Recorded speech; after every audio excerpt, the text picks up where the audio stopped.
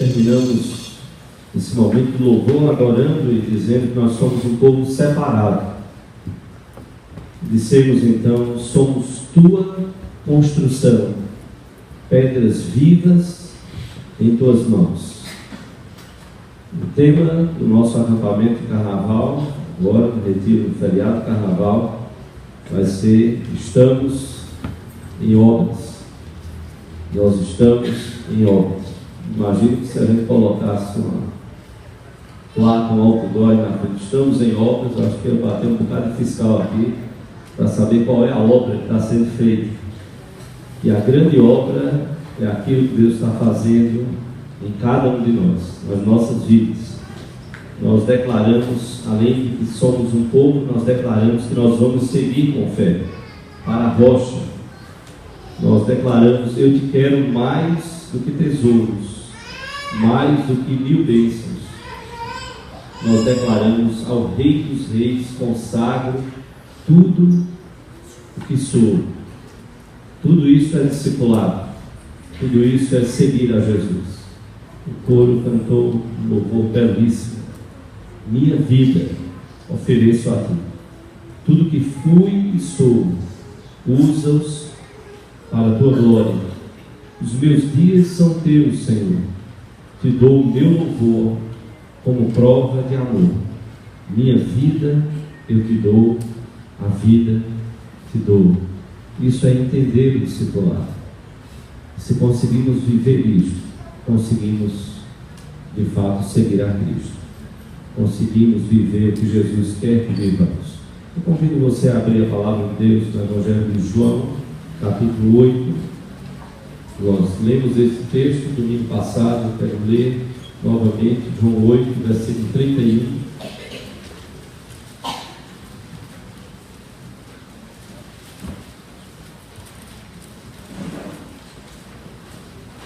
Eu vou ler na versão atualizada e depois na nova versão internacional, uma linguagem um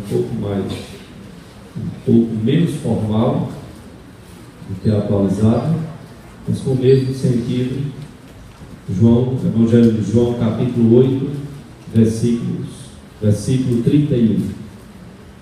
Lembrando que nós iniciamos domingo passado uma série de mensagens, agora em fevereiro e também no mês de março. Eu quero desafiar você a lutar e não faltar nenhum domingo. Se porventura houver alguma situação que justifique de fato, e aí é você e Deus, você vai ter, esperamos, a mensagem no Face. A do domingo passado está perdida. Houve um probleminha técnico e aí o Joãozinho ligou lá no meio da semana: pastor, perdeu. A gente perdeu a mensagem. Perdeu como? A mensagem foi gravada domingo passado. E rapaz, prega de novo, pastor. Aí eu fui pregar de novo para ele agora, nessa semana, sozinho. Eu e ele lá no gabinete, pregando, está lá no Face para você. Ele me ouvindo, menos tempo, não tem essa interação, menos tempo, mas lá esperamos com o mesmo conteúdo. João 8, versículo 31, nos diz a palavra de Deus: disse, pois, Jesus aos judeus que haviam crido nele: se vós permanecerdes na minha palavra, sois verdadeiramente meus discípulos. Vamos ler juntos? Disse, pois, Jesus aos judeus que haviam crido nele: se vós permanecerdes na minha palavra, sois verdadeiramente meus discípulos. A nova versão internacional, um pouquinho menos formal, ela diz: se vocês permanecerem firmes na minha palavra, serão verdadeiramente meus discípulos. Nós vamos orar, vamos colocar de pé, convido as crianças a virem à frente.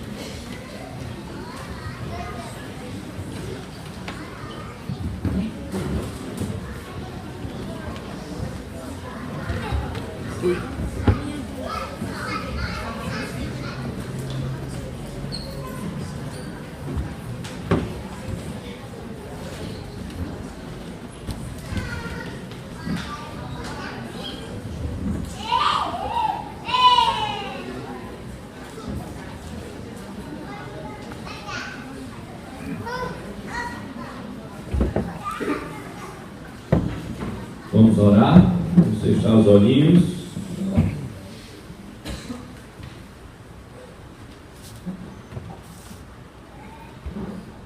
Deus amado, nós te agradecemos por tua palavra. Nós te louvamos pelas palavras do Senhor Jesus para o nosso coração. E nós pedimos, ó Deus, que tu possas fazer de cada um de nós verdadeiros discípulos. Que o Senhor nos ajude a permanecermos na tua palavra. Que o Senhor nos oriente, nos guie através do teu Espírito Santo. Que o Senhor nos capacite a vivermos a tua palavra. Abençoa desde a criança, desde o mais novo até o mais idoso. Que tu possas estar através do teu Espírito Santo operando em cada faixa etária, em cada grupo de pessoas, em cada família, em cada vida aqui presente, Senhor. Que o Senhor nos ajude a termos a alegria de sermos discípulos do teu Filho Jesus. Nós te oramos assim, no nome dele e para a glória dele. Amém. Podemos sentar-nos.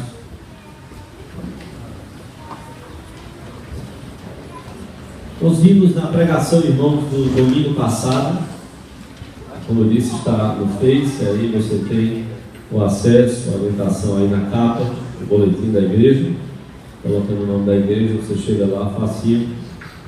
Mas nós vimos que o que é ser um discípulo de Jesus, e de forma simples, baseado naquilo que a Bíblia diz, que você tem também a mensagem no boletim, na capa do boletim. Ser um discípulo de Jesus é ser um seguidor. Ser um discípulo de Jesus é ser um aprendiz. Ser discípulo de Jesus é ser um imitador. E nós lançamos o desafio domingo passado, simples, de que se você desejar, nós pudéssemos estar lendo um capítulo de Atos por dia. O propósito que a gente olhe como foi que essa igreja viveu, como esses apóstolos, e não só os 12, mas todo aquele que professava a sua fé em Jesus, como é que aqueles primeiros cristãos, como é que eles viveram. E nós podemos encontrar pessoas assim, seguidores, aprendizes, imitadores do Senhor Jesus Cristo. Como falamos no domingo passado, alguém já disse que a salvação é de graça, você não precisa pagar nada. Jesus foi e pagou o preço pelo nosso pecado, para perdoar os nossos pecados. A salvação é de graça. Mas também essa mesma pessoa disse que o discipulado custa uma vida. A salvação é de graça, mas ser discípulo de Jesus, o discipulado, custa uma vida. Eu estava no centro do Recife, passando na Gervásio Pires, logo cedo, bem cedo, e em frente ao Hospital Geral do Exército, naquela parte da Gervásio Pires, eu vi uma sala com uma placa, Santuário dos Arcanjos. Me assustei. Meu Deus, uma pessoa que nunca leu a Bíblia, o que ela vai entender disso aí? Santuário dos Arcanjos. Ao mesmo tempo eu fiquei me perguntando, será que no Santuário dos Arcanjos pode entrar gente? Pode entrar ser humano? Ou é só para os arcanjos? Mas lá dentro, olhando bem para o fundo, eu vi uma faixa lá dentro dizendo: sacrifício, digo, gera milagres. Sacrifícios gera milagres. E aí eu fiquei imaginando como é que a coisa deve andar lá dentro. Sacrifícios geram milagres. Atrás de que nós estamos? O que é de fato seguir a Jesus?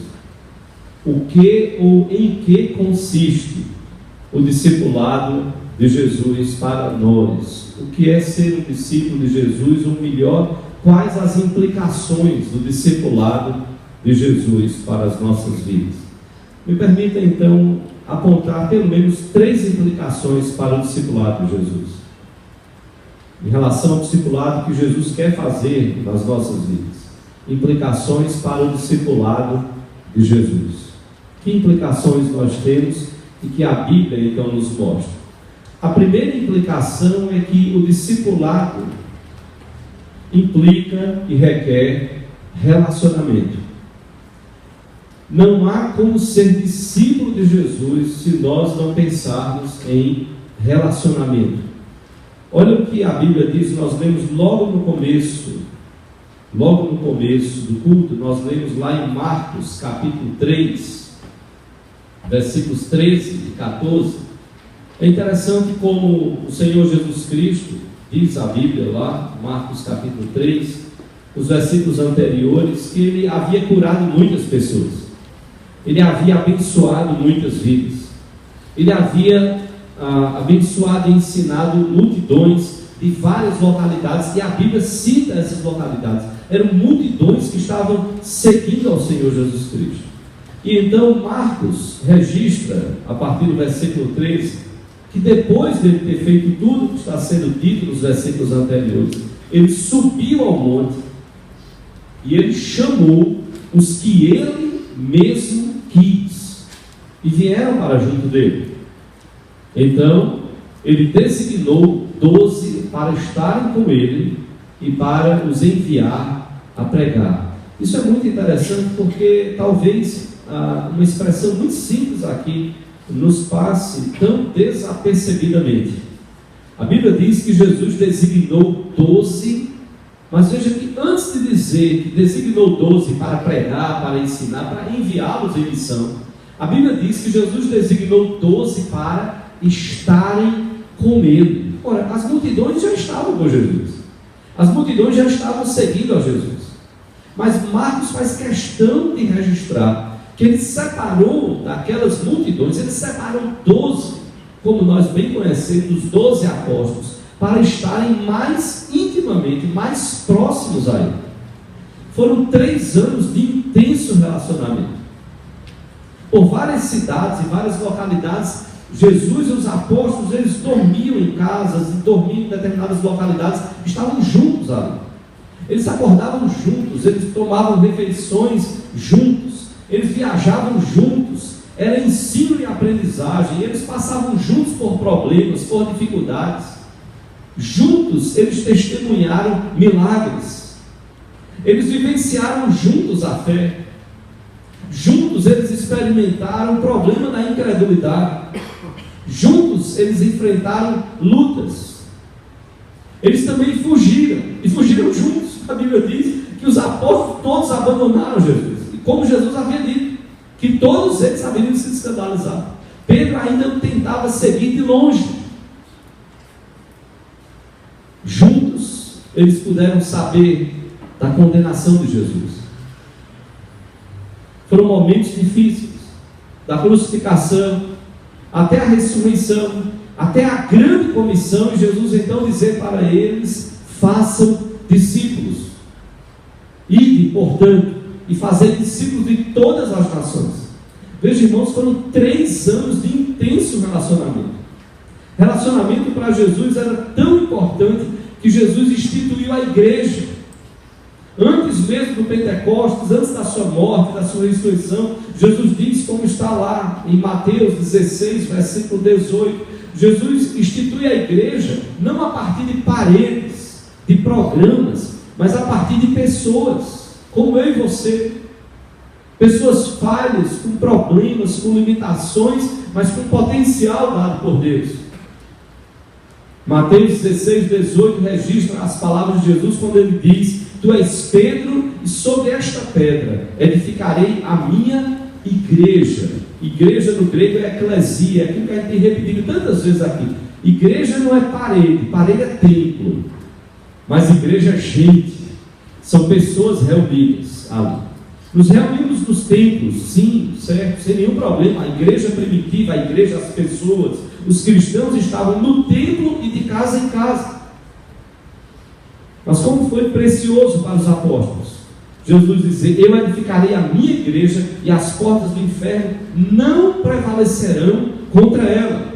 Não é contra a parede, podem derrubar as paredes, mas as portas do inferno não vão vencer as pessoas salvas por Cristo, a igreja de Jesus, o povo, como nós cantamos, o povo separado. Nós olhamos os relacionamentos como Jesus estabeleceu. Nós sabemos de como ele foi seguido por tantas multidões, como a Bíblia diz. Não era uma multidão, a ideia de um número tão grande, multidões que o seguiam. Dessas multidões, 500, diz lá Paulo em 1 Coríntios 15, 6, 500 testemunharam de uma só vez a ressurreição de Jesus. Já pensou? De multidões, temos então 2 vezes mais ou menos o número aqui, testemunhando a ressurreição. Jesus ressurreto, lá em 1 Coríntios 15, versículo 6. Desses, 120 estavam no cenáculo para eleger Matias, logo no começo de Atos dos Apóstolos, para ocupar o lugar de Judas, que havia tirado a própria vida. 70, veja, de multidões para 500, para 120, para 70, que Jesus mandou de 2 em 2, estabelecendo atividades que eles deveriam desenvolver, missões a cumprir. Dos 70, 12 apóstolos que ele havia separado. Dos 12, 3, Pedro, João, Tiago, que estiveram no Monte da Transfiguração, mais próximos a Jesus ali, vivenciando algumas coisas que outros não vivenciaram. E desses, um como chamado discípulo amado, a João. Veja como Jesus focava em relacionamentos. Multidões, 500, 120, 70, 12, 3, 1. Como ele tratou de pessoas individualmente. Não dá para entender discipulado de Jesus nas nossas vidas sem ser e viver a igreja, sem buscar viver isso, nos reunirmos semana após semana, dia após dia, as oportunidades que Deus nos dá. Deus não chamou a mim e a você para sermos cristãos em casa. Jesus não chamou os seus apóstolos e disse: olha, tudo bem, ressuscitei, agora vai cada um para casa, fiquem lá nos seus quartos, fiquem orando lá, e vocês não precisam se reunir. Não, igreja é gente reunida. Não dá para entender o discipulado de Jesus sem servir em ministérios. Tantas oportunidades que temos através de tantos ministérios na igreja, sem vivenciar os grupos de oração nos lares ou os pequenos grupos, estarmos juntos a irmãos que servem ao Senhor Jesus, que querem orar uns pelos outros, querem cuidar uns dos outros, querem fortalecer uns aos outros, querem ser o ombro para aquele que precisa chorar, quer ser o sorriso daquele que quer multiplicar a gratidão e a alegria por tantas bênçãos. Saia do anonimato. Não fique em casa, não fique tocado no quarto, não sai. Eu sei que você precisa viver o Evangelho em casa, sim, mas você precisa também viver o Evangelho na eclesia, no ajuntamento de pessoas, na igreja, na reunião de pessoas que vêm, que adoram, que oram, que testemunham, que compartilham. Isso não pode estar centralizado em um ou mais pastores, não, é a igreja vivendo. É você abençoando o seu irmão, a sua irmã, é um ajudando o outro a crescer no Senhor Jesus Cristo. E como igreja nós queremos celebrar cada um que toma essa decisão. E queremos ser bênção na vida uns dos outros. O Senhor Jesus, ele não teve medo de se relacionar com os seus discípulos. Mesmo sabendo e mesmo ele avisando o que os seus discípulos fariam de ruim em relação a ele. Vocês vão me abandonar. Vocês vão se escandalizar. Não, mestre, é isso. Olha, os outros podem fazer, mas eu não. Pedro, eu não. Eu estou pronto para ir e morrer com o Senhor. Se Pedro, nada. Pedro, eu sei o que vai acontecer com você. Fique calminho. Satanás vos requeriu para vos peneirar como trigo. Porém eu roguei por ti. Eu estou orando por você e pelos outros. Mas eu sei do que vocês são capazes de fazer. Às vezes algumas coisas até contra a vontade, sim, são dominados pelo pecado, levados pelo pecado, mas Jesus quer que nós aprendamos a nos relacionar e não com medo. Não com medo de amar o irmão, não com medo de servir ao irmão. Pode ser até que a gente não corresponda a você, você a gente, mas essa não é a grande questão. Porque se a gente parar cada decepção, nós não vamos querer nem mesmo viver em família, nem mesmo viver no mundo. Não, nós vamos dizer: Senhor, nós estamos aqui para ser aquilo que Tu queres que nós sejamos. Então, Senhor, molda a minha vida e usa a minha vida na vida do meu irmão, da minha irmã. Usa, Senhor, as nossas vidas mutuamente. Isso é relacionamento. Então, a primeira implicação para o discipulado é relacionamento. Não se isole. Não fique em casa, não se tranque, não. Busque relacionamento, busque estar próximo, e você tem que procurar também. Não é só você ser procurado, mas é você procurar, é você fazer a sua parte, é você ir atrás. Eu recordo de uma historinha que dizia que um cachorro entrou numa sala, e então foi a maior festa com aquele cachorro. E tinha uma moça que ela estava irritadíssima com a turma. Era uma aluna. E quando, depois que o professor acalmou, tiraram o cachorro tudinho no recreio, no intervalo, ela parou e começou a acusar todos os colegas, dizendo: o animal entra aqui, vocês dão mais atenção do que a mim. Vocês se preocuparam mais com o animal do que comigo. Vocês viram como eu entrei hoje aqui e tal. E ela começou a descer a lenha na turma. E de repente uma colega parou e disse: olha, a gente, desculpa, a gente não percebeu como você está. A gente não sabia que você estava passando por esses problemas. Mas até que você podia ter nos ajudado também, né? Olha, aquele animal, aquele cachorro, ele é irracional. Ele não fala a nossa língua. Ele não se comunica com a gente direito. Então o que é que ele fez? Ele entrou e começou a balançar o rabo, começou a pular para um, para outro e brincar. Foi isso que ele fez. Ele entrou para brincar. E a gente entrou na brincadeira dele também. E aí a aluna queria dizer: ele fez um pouquinho, a parte dele. E a gente correspondeu àquilo que ele fez. Como igreja, sim, nós precisamos cuidar dos nossos relacionamentos. Porque relacionamento é uma das implicações para discipulado. Não vai haver discipulado se você ficar isolado. Você não cresce se você ficar isolado. Mas há uma segunda implicação para o discipulado de Jesus para as nossas vidas. A segunda implicação é reprodução. Olha o que nós temos de vez em quando lembrado e lido. Mateus 28, versículos 19 e 20. Jesus diz: ide, portanto, fazer discípulos de todas as nações, batizando-os em nome do Pai, do Filho e do Espírito Santo, ensinando-os a guardar todas as coisas que vos tenho ordenado. É interessante que nós não temos que criar um outro evangelho. Jesus disse que nós temos que reproduzir exatamente o que ele ensinou, e esse é um grande desafio. Nós temos que ensinar o evangelho, nós temos que falar o evangelho. O evangelho é as boas novas, são as boas notícias de salvação. E muitas vezes nós temos feito muita coisa, mas não temos falado do evangelho. Nós temos uma agenda cheia de atividades, e como igreja a gente então vai fazendo um bocado de atividade, e tem hora que tem que dar aquele estalo e dizer: peraí, a gente está preparando o corpo, a gente está lutando, está se preocupando em ajudar que cada um seja uma testemunha do evangelho. Eu já falei aqui que agradeço a Deus, casei com essa menina que não era tão linda assim, mas ela ao longo dos anos foi roubando a beleza, por isso que eu já não sou mais tão bonito quanto era há 25 anos.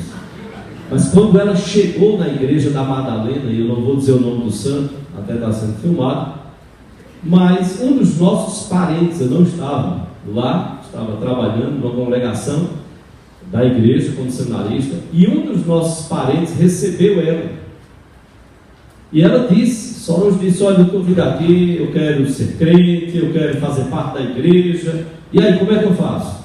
O que é que ele fez? Peraí que eu vou aqui. Aí foi chamar o pastor.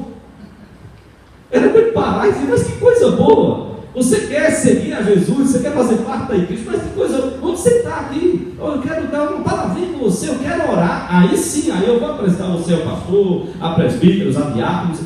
Não, peraí que eu vou lá.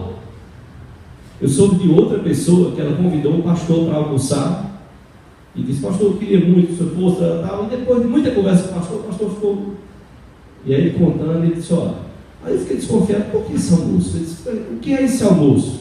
É alguma festa de aniversário? Ele disse: não, pastor, é o seguinte, eu vou dizer ao senhor o que eu estou planejando. Eu vou convidar uma parente, minha irmã minha de sangue, e ela não é crente, então eu quero que o senhor pregue o evangelho para ela, aproveite o almoço, e aí o senhor vai e prega. Aí ele disse: não, tudo bem, eu vou almoçar, agora eu não vou falar nada do evangelho, eu vou para comer. Quem tem que falar do Evangelho é você, não sou eu. É você. Você que ela conhece, você que ela convive, você que anda, está aí. Ela pode chegar lá na igreja, ela não me conhece, eu sou um estranho para ela, mas ela conhece você. E ela precisa ouvir a partir de você o Evangelho. Jesus estava dizendo isso aos discípulos: falem, reproduzam, ensinem as pessoas. Façam discípulos ensinando, falando de Jesus. Às vezes estamos falando, como eu disse, de tantos outros assuntos. É através da igreja, é através de cada um de nós, de cada discípulo. Os muçulmanos ensinam sobre Maomé, os budistas ensinam sobre Buda, e nós cristãos, nós ensinamos sobre quem? Nós falamos sobre quem? Ensine Jesus, reproduza Jesus.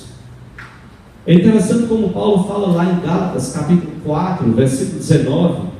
Gálatas, Paulo escreve a essa igreja da Galácia, que era uma região ao sul da Ásia Menor, que incluía aquelas igrejas de Antioquia, de Listra, de Derbe, e possivelmente fruto daquela primeira viagem missionária de Paulo lá em Atos capítulo 13. E Paulo então escreve aos Gálatas capítulo 4, versículo 19, dizendo: meus filhos, olha que amor Paulo tinha, mas ao mesmo tempo ele tinha uma palavra, também uma palavra dura.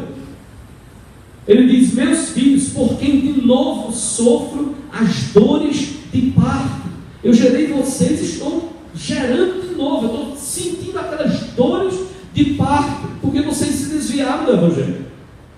Por conta da lei, estavam voltando à lei, se prendendo aos rituais judaicos. E aí Paulo diz: meus filhos, por quem de novo sofro as dores de parto, até ser Cristo formado em vós. Olha a expressão que Paulo usa. Discipulado é formar Cristo no outro, é reproduzir Cristo no outro. Não reproduza Petrônio, não reproduza Xandó, não reproduza Enoque. Andaram tentando juntar aí, uns já tentaram, pegam um pouquinho de Ademar Macedo, um pouquinho de Valdemiro Santiago, um pouquinho de R.R. Soares, um pouquinho de Estevão Hernandes, Bispa Sônia, e termina saindo um Frankenstein. Terrível. Eu e você, nós não fomos chamados para reproduzir líderes. Eu e você, nós fomos chamados para reproduzir Jesus, para formar Cristo na vida das pessoas. Isso é preciso, e isso é discipulado. É Cristo formado em vós.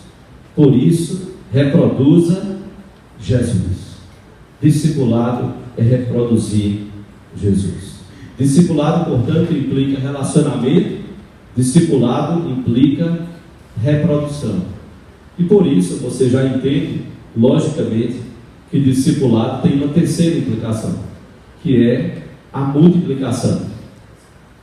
Veja só, 3 implicações, pelo menos básicas, para o discipulado cristão: relacionamento, reprodução e multiplicação. Quando Jesus diz em Mateus 28, 19: ide, portanto, fazei discípulos, porque ele disse antes: toda a autoridade me foi dada. Se toda a autoridade me foi dada, agora ele diz: então, vocês precisam ir. Toda a autoridade me foi dada no céu e na terra. Agora, então, Jesus olha para os seus apóstolos, ele que morreu, que foi crucificado, ele agora olha para os seus apóstolos e diz: agora, olha, eu estou aqui. Toda a autoridade me foi dada no céu e na terra. Então eu estou transferindo isso para vocês e dizendo: vocês agora têm uma grande missão a cumprir. Eu tenho todo o poder, Jesus, e eu estou comissionando vocês e dizendo: vão agora e façam vocês discípulos. E, portanto, fazer discípulos de todas as nações. Atos 1:8 diz lá, Lucas registra as palavras de Jesus: sereis minhas testemunhas tanto em Jerusalém como em toda a Judeia, Galileia, Samaria e até os confins da terra. Desculpa, Galileia não estava aí no texto. Jerusalém, Judeia, Samaria e até aos confins da terra. Passa por Galileia, mas não estava no texto.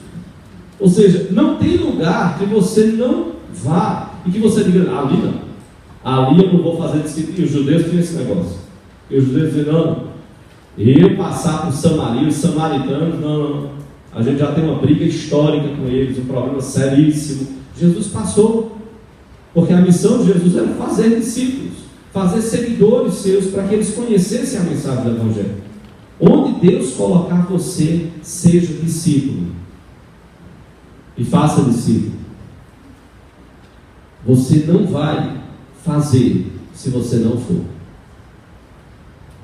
E para fazer, Jesus passou 3 anos ensinando a eles. Então não estranhe que a gente tenha que aprender a fazer discípulos. Não há problema. Jesus passou 3 anos treinando os seus apóstolos. A igreja em Atos dos Apóstolos gostou de ficar em Jerusalém. Ela foi perseguida, sim, a igreja. Os primeiros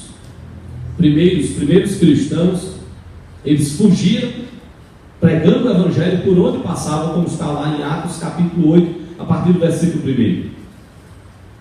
De Atos 2, Pentecostes até 8, a igreja estava ficando em Jerusalém, ficando.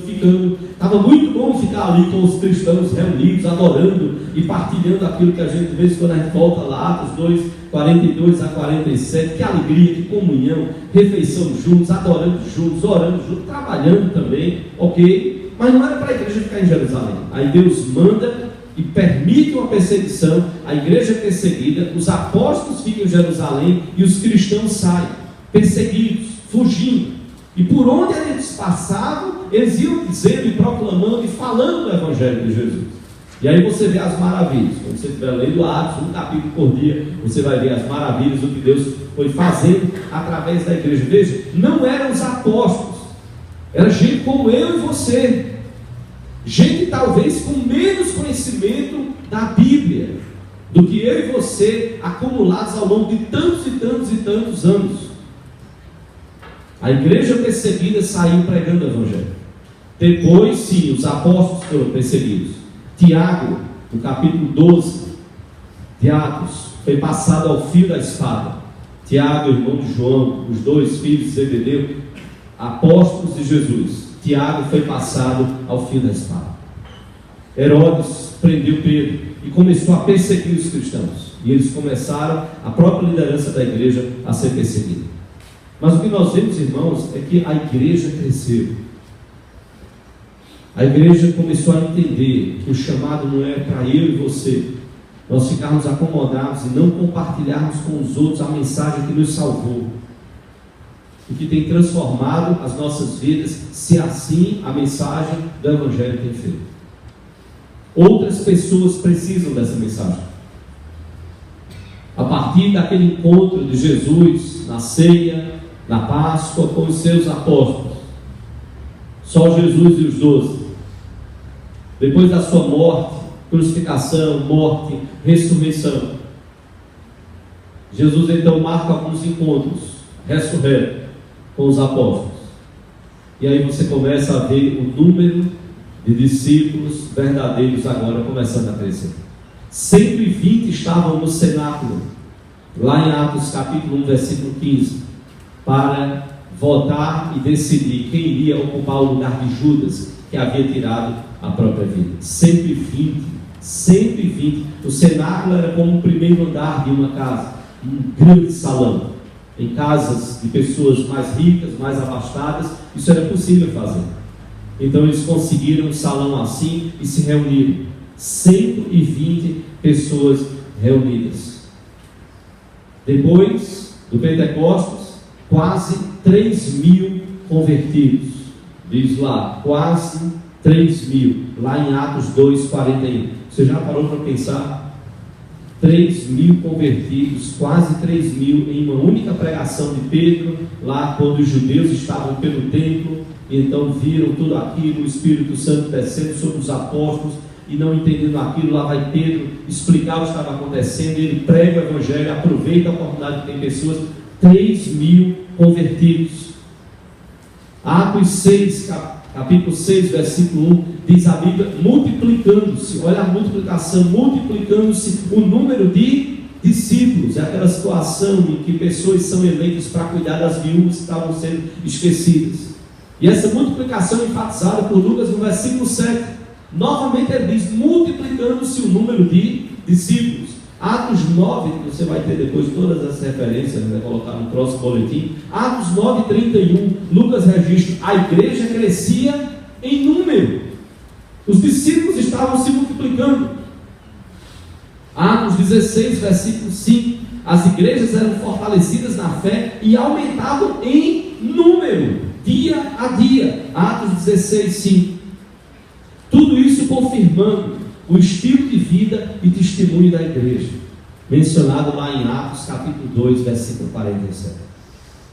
Diz lá Atos 2:47: enquanto isso, acrescentava-nos o Senhor dia a dia os que iam sendo salvos. Todos nós, como igreja, nós temos que receber, nós temos que acolher, temos que abraçar, temos que cuidar de quem está chegando. E nós temos que fazer tudo isso levando o Evangelho também a pessoas que ainda não o conhecem. Tem pessoas na sua família que possivelmente ainda não ouviram, já ouviram falar muito de crente, de igreja, de tanta coisa, mas talvez nunca ouviram a mensagem do Evangelho, a mensagem de salvação e o que Deus quer fazer na vida delas.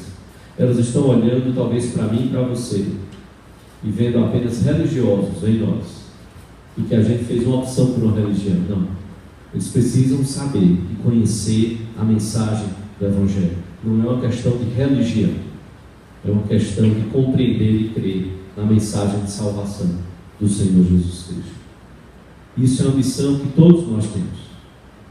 Pessoas da nossa família, pessoas da nossa vizinhança, pessoas do nosso local de trabalho, e a gente pode usar as programações, a gente pode usar tudo da igreja para dizer: olha, existe uma mensagem que aí sim é o objetivo. O objetivo não é a programação pela programação, o objetivo não é o evento da igreja pelo evento. O objetivo é: Deus quer falar ao seu coração que Jesus morreu para perdoar os seus pecados, e Deus está preocupado com você, Deus ama você, Deus quer transformar a sua vida e Deus quer salvar a sua vida. Há uma eternidade ali, onde você vai passar essa eternidade. Deus quer salvar a sua vida, Deus quer transformar a sua vida, Deus quer transformar e salvar a sua família. Deus quer trazer para o seu coração o verdadeiro sentido da vida: servirmos e amarmos aquele que nos criou. É um grande desafio, e são implicações para o discipulado que nós vamos ter ao longo da nossa vida. Relacionamento, reprodução e multiplicação. Esse ano nós estamos muito preocupados, pelo menos como pastores, a gente tem compartilhado um pouco, orado até sobre isso, e preocupados até onde isso nos inclui também, até onde nós somos de fato discípulos de Jesus. E você não fique chocado quando eu talvez seja um pouco mais duro, e quando eu falar de gente que foi criada no Evangelho, eu sou o primeiro. Entre fariseus e meretrizes, Jesus disse que as meretrizes e publicanos, eles entram no céu primeiro do que os fariseus, porque os fariseus muitas vezes são tão orgulhosos, e eu muitas vezes, algumas vezes em algumas pregações eu cheguei a dizer: eu me vejo no fariseu, porque eu fui criado ouvindo o Evangelho, aprendendo a palavra, sendo levado para a igreja. Então eu não posso ser, eu não me vejo no publicano e na meretriz que não teve a oportunidade que eu tive.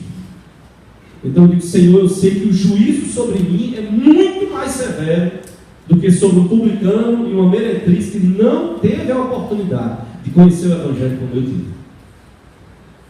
Mas Deus ama a ambos os grupos, ou aos três grupos aí: fariseus, publicanos e meretrizes. Mas entenda, quando nós falarmos de religiosos, é para alertar o meu e o seu coração, para que a gente não veja como os fariseus viam.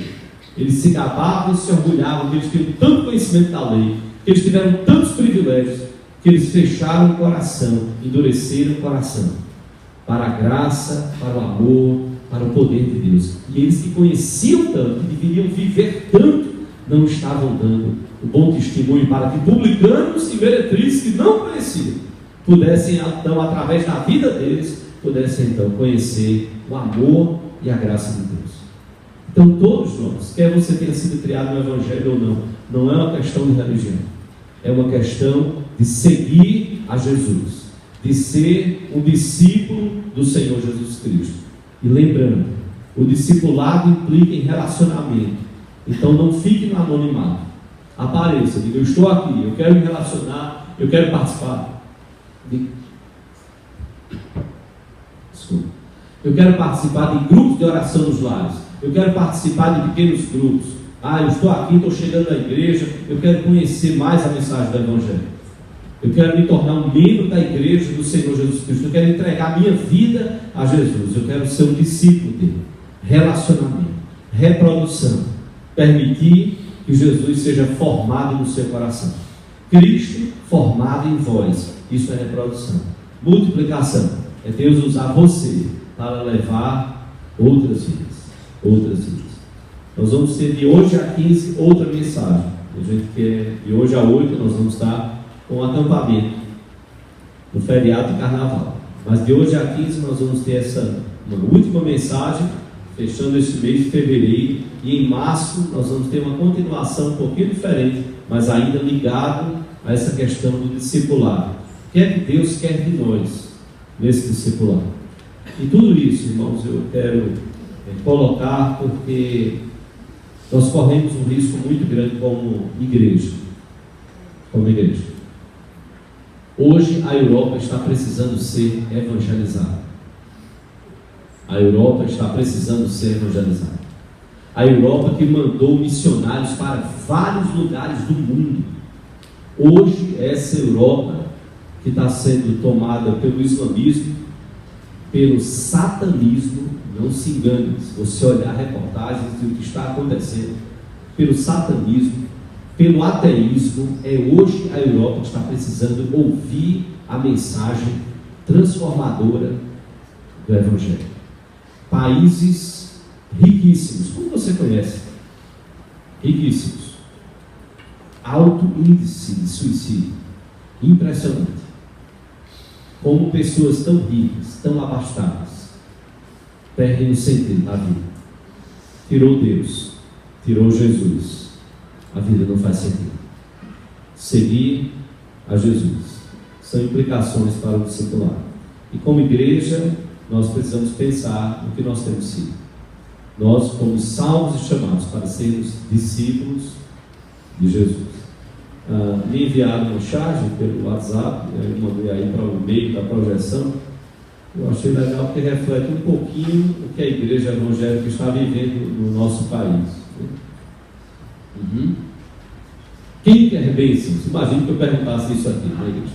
Todo mundo levantando a mão, tal, pediu. Agora, quem quer obedecer ou padecer por Cristo, meditar na sua palavra, tomar a sua cruz e segui-lo? Olha a reação.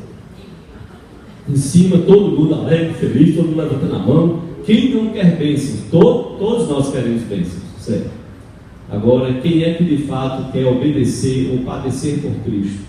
Quem é que quer meditar na sua palavra, tomar a sua cruz e seguir? Então a multidão ali, mãos baixas, semblante carregado, pesado, triste, porque talvez nós fomos ensinados por essa sociedade a consumo, e o consumo também chega à igreja de Jesus. Que nós possamos entender o chamado de Jesus, entender que o discipulado de Jesus, ele implica em relacionamento, em reprodução, Cristo formado em vós, e implica em multiplicação. Que Deus assim nos abençoe.